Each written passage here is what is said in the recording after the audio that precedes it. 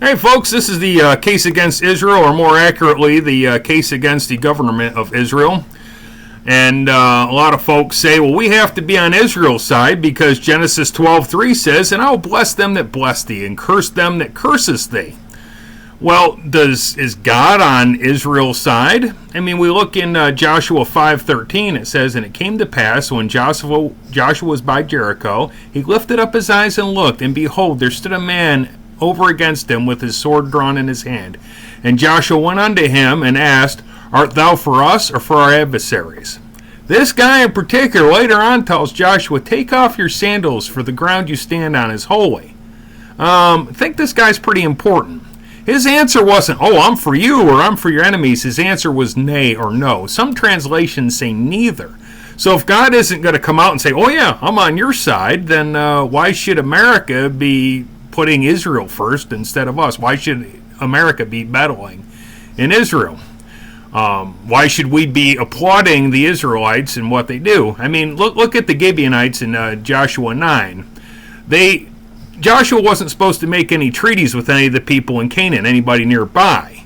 And yet the Gibeonites saw, Jericho get taken over, and they didn't want to die, so they did a ruse. They pretended they were from far away, and they made a treaty. And I don't know about you, but when I first read that, I figured, oh no, they should have asked, now everything's going to be terrible.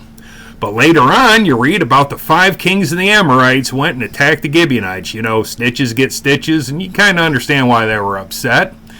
And yet, you look in verse 8, the Lord said to Joshua, fear them not, for I have delivered them into your hand. There shall not be a man of them stand before thee. Joshua went to rescue him. God handed him into his hands. It's one of the coolest battles. God was showering these people with meteorites. He made the sun stand still. There's all kinds of interesting theories about that day. If you haven't read it, you need to go read it. But obviously, God protected these Gibeonites.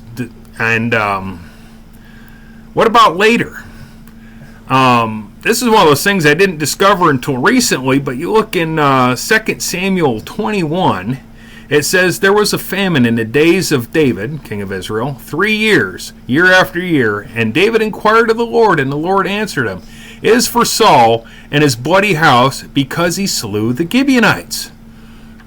God was still honoring this treaty all those years later. Now, if God felt this way about the Gibeonites, how do you think God feels about the government of Israel slaughtering Palestinian civilians?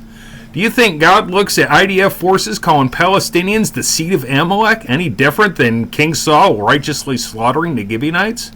Do you honestly think God will bless America for supplying the bombs and basically assisting Israel in this genocide?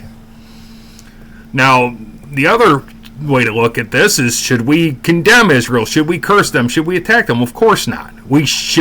It's not our business. We should get out of there. As George Washington say, we should have free trade with all nations and entangling alliances with none. But the good thing is that whereas God can justify Israel, or originally called Jacob, the heel catcher, he can justify you and me.